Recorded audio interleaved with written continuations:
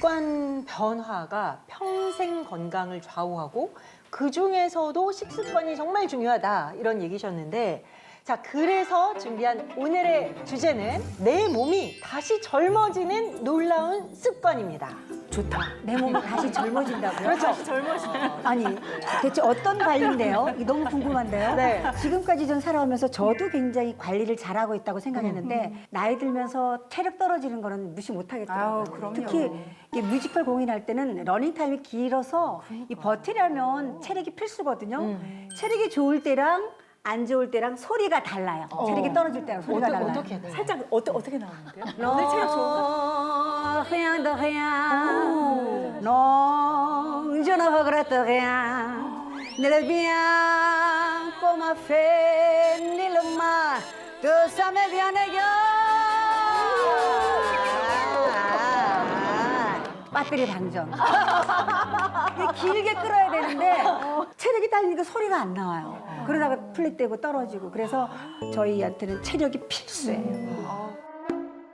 20대, 30대, 40대 이렇게 올라오면서 느끼는 게 뭐냐면 30대에서 40대 갈 때, 40대에서 50대 갈 때 스무스하게 올라가는 게 아니라 마치 계단을 이렇게 내려가는 것처럼 이 체력이요 그냥 바로 툭툭 떨어지는 느낌이에요. 탄력도 너무 갑자기 확 떨어져요. 이게 조금씩 나빠지는 것도 서러운데 뭔가 갑자기 피부가 나빠지는 게 너무 느껴지니까 습관만으로 이렇게 젊어질 수 있는 루틴이 있다니까 저는 듣던 중에 너무 반가운 거예요. 맞습니다. 자 그렇다면 과연 내 몸이 다시 젊어지는 여기서 포인트는 다시 이전으로 돌아간다는 얘기죠. 돌아가자.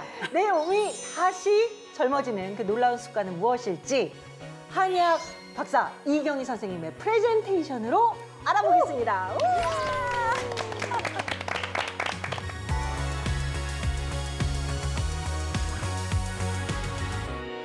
중년 여성이라면 모두들 공감하시겠지만요. 자, 우리 언젠가부터 사진 찍기 싫어요. 자, 이 중력의 무게를 그대로 실감케 하는 이 피부는 점점 늘어지고 있고요. 이제 아침에 생긴 베개 자국은 저녁까지 안 없어져요. 거기다 휑하게 보이는 정수리에다가 몸은 또 어떤가요? 굴곡이 있기는 있죠. D자 곡선이라는 게 문제입니다. 슬프다 갑자기. 아니 왜? 있기는 있단 말이 너무 슬퍼. 어떻게 해요? 자, 근데 우리가 겉만 변했을까요? 아, 속도 변했다. 속도 변했죠. 자, 속은 더 심각하죠. 중년 여성 3명 중 1명은요. 고혈압, 관절염, 골다공증, 요실금을 앓고 있고요. 심지어 일생에 한 번은 암 진단까지 받습니다. 자, 우리 여성들에게는요. 빠르게 늙고 병드는 강렬한 노화의 고비가 3번이나 찾아오기 때문인데요. 임신, 출산, 그리고 갱년기입니다. 갱년기. 지금의 전에요? 네, 애 낳고 확 늙었다 이런 개념은요 과장이 절대 아닙니다. 임신 경험이 있는 여성은 그렇지 않은 여성보다 생물학적 나이가 더 많고요. 또 여러 차례 임신한 여성일수록 노화가 더욱 가속된다는 연구 결과도 있습니다. 제가 임신했을 때 이게 방송을 하다가 갑자기 임신하니까 음식을 좀 먹는 자유로움이 있잖아요. 그래서 먹기 시작했더니 마지막에 제가 93kg가 된 거예요. 와. 이게 어느 정도냐면 운전을 제가 못했어요. 왜냐하면 힘들어서가 아니라 운전대가 이게 안 잡히는 거예요. 그 무게를 못 견뎌가지고 허리병이 났어요. 디스크를 얻었어요. 그래서 얼굴이다가 아니라 몸이 진짜 팍싹 눕는 그런 느낌. 네, 충분히 이해합니다. 노화만이 아니라 여성들은 비만에도 취약하죠. 임신 과정에 증가한 체중이 6개월 이내 제자리를 찾지 못하면 우리가 이 산후 비만이라는 타이틀을 가지게 되는데 실제로 출산을 경험한 여성의 28%가요. 임신 중에 늘어난 체중의 한 40% 정도를 그대로 유지하는 것으로 드러났습니다. 자, 그런데 여기서 끝이 아니에요. 더 큰 고비가 남아있죠. 바로 갱년기입니다. 진짜. 40, 50대에는 갱년기의 쓰나미가 기다리고 있습니다. 네, 특히 갱년기에는요, 여성 호르몬이 부족해지면서 몸이 완전히 달라지게 돼요. 피부는 건조하고 가려워지고요. 머리카락은 빠지고 뼈마저 약해집니다. 근데 기초대사량이 급격하게 떨어지면서 고도 비만으로 이어지는 과정이 바로 이 갱년기 비만인 거죠. 저는 이렇게 뼈가 항상 뼈 건강에 자신했었는데 갱년기 지나면서 골다공증이 제일 무서워요. 작년에는 그냥 집에서 왔다 갔다 하다가 그냥 식탁 모서리에 탁 부딪혔어요. 근데 내제 발가락이 골절돼가지고 반깁스를 하고 한 3개월 동안 이렇게 하면서 굉장히 고생했는데 우리 선생님들은 워낙 좀 건강해 보여서 그런 걱정은 없으시겠어요, 선생님? 근데 진짜 맞는 말인 게 특히 또 안지원 선생님은 자세가 곧잖아요. 자세도 곱고 몸매가 진짜 아니 정말 여자가 봐도 부러운 몸매인데 저도 2명의 이제 딸을 출산을 하고 빨리빨리 이렇게 복구를 해야 되는데 특히 둘째 때는 그쵸 아무래도 첫째 때보다 둘째 때 더 체중 증가가 되는데 그때 저도 몸무게가 70kg를 넘었었거든요. 이때부터 다시 이제 건강을 위해서 좀 인생 전환점을 세워야겠다. 그래서 그때 계기로 일단 제가 제 호르몬 균형을 맞추는 식사하고 그 운동하는 것도 약속 잡듯이 일주일에 2번은 PT 가고 맞아. 이렇게 좀 루틴을 만들다 보니까 오히려 50세 때 저는 완경이 지나고 지금 7년 차, 갱년기 7년 차인데 40대보다 더 젊어졌다 그러고. 우와. 그래서 이 노화의 속도도 우리가 조절할 수 있고 오히려 저는 일찍 노화를 겪어서 지금은 영노화를 경험하고 있어요. 우와. 믿음이 가요. 영노화. 네. 저도 조금 이제 희망이 좀 있네요. 저도 사실 이제 50대고 이제 50대 중반으로 접어드는데 제가 확실하게 느끼는 게 있어요. 나이에 따라서 노력을 해도 이 나이가 들면 좀 살이 좀 더디 빠지나 봐요. 나이세. 네, 모든 여성들이 우리 안지연 선생님 같은 결과를 가져오면 너무 행복하겠지만 부러워라. 제가 진료실에서 만나는 대부분의 중년 여성들은 저죠? 굉장히 억울해합니다. 억울해요. 네, 아무리 다이어트를 해도 살은 빠지지 않고 안 빠져. 금세 요요가 찾아와서 다이어트 이전보다 살이 더 많이 찌니까요. 좋아하는 빵이나 쌀밥, 고기도 끊어보고 몸에 좋다는 건강기능식품도 종류별로 다 먹어봐요. 여기다 운동도 나름대로 열심히 해보지만 고도비만이라는 시험을 통과하기는 쉽지가 않습니다. 자, 빠지라는 지방은 안 빠지고요. 뭐가 빠지죠? 근육만 빠져서 뱃살은 그대로고 얼굴만 줄어요.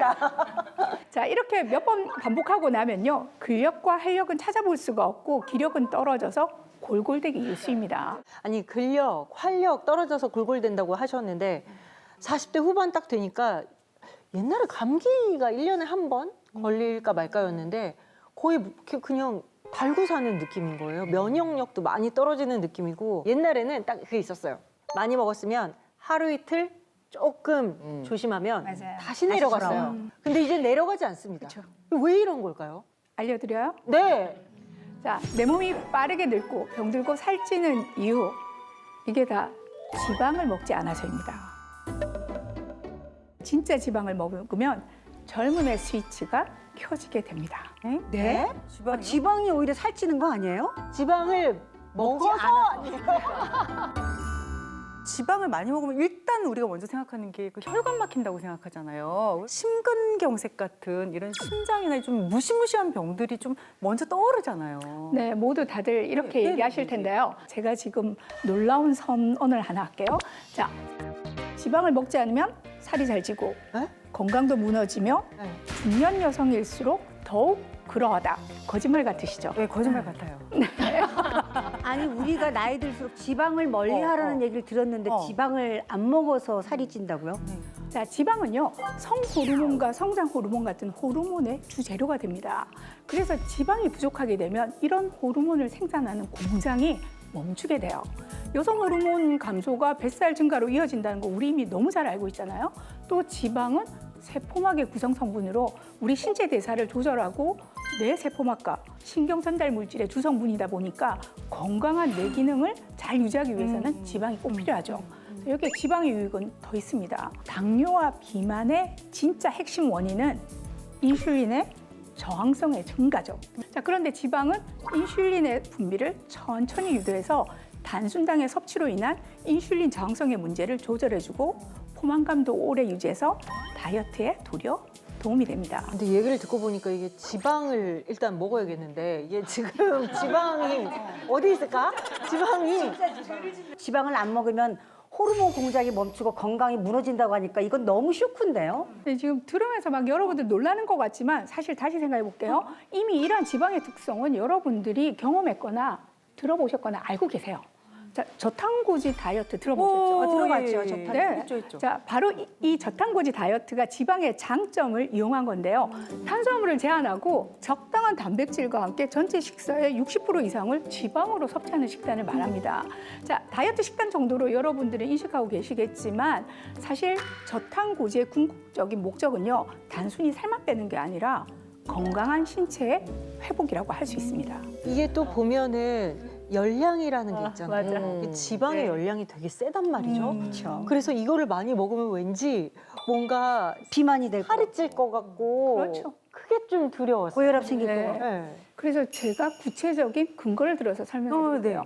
자, 저탄고지 식단을 하면 첫 번째로 저탄수화물 식단을 통해서 혈당이 지방세포로 저장되는 것을 막아주고 인슐린 저항성을 회복하게 됩니다.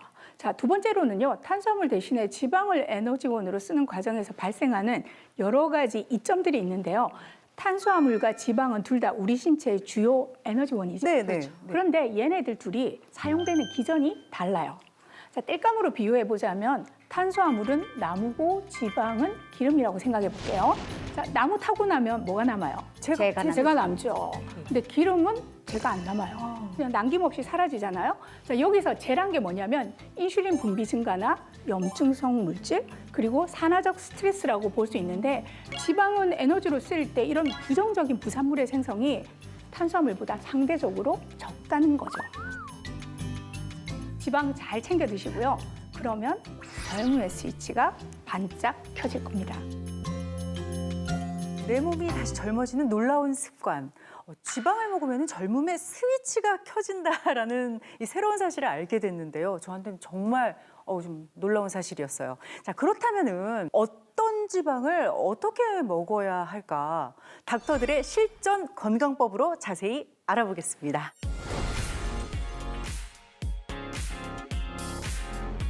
네, 자, 젊음의 스위치를 켜서 다시 젊어지고 싶으시죠? 네. 그렇다면 건강한 지방에 주목을 하시면 됩니다. 그러니까 이게 이제 관건인데 건강한 지방이 뭡니까? 정말. 자, 일단 건강한 지방은 불포화 지방산이 풍부한 식물성 지방을 이야기합니다.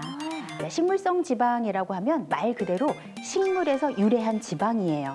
자, 이런 식물성 지방은 세포막의 염증 반응을 낮춰서 노화 속도를 느리게 할 뿐만 아니라 여러 호르몬의 재료로 쓰이면서 우리 호르몬 공장이 원활하게 가동되게 돕습니다. 일단 이 불포화 지방산은요, 다이어트 친화적인 지방이기도 해요. 그래서 포화 지방보다 훨씬 더 우리 몸에서 쉽게 에너지로 사용이 됩니다. 그리고 혈당을 조절해서 지방 저장 신호는 약하게 만들고 지방 분해 신호는 조금 더 활발하게 만들어요. 그러니까 뿐만 아니라 장내 유익균을 더 잘 자라게 하기 때문에 이 장이 건강하지 못할 때 전신으로 염증이 퍼지는 현상도 방지하는 데 도움이 될 수 있습니다. 기름진 고기. 우리 막 마블링 뭐 가득하다 했던 그 고기에 그 포화 지방이 있다는 걸로 저는 알고 있거든요. 네. 그러면 이게 건강에 해로울 수 있다는 거고 불포화 지방은 건강에 도움이 된다는 얘기잖아요. 그렇죠. 이렇게 아주 잘 알고 계시는 거예요. 그러니까 생김새를 보시면 쉬워요. 그러니까 포화지방은 상온에서 고체 또는 반고체 상태인 지방입니다. 그래서 말씀하신 것처럼 돼지 기름 같은 게 이제 대표적이에요. 그래서 그렇지.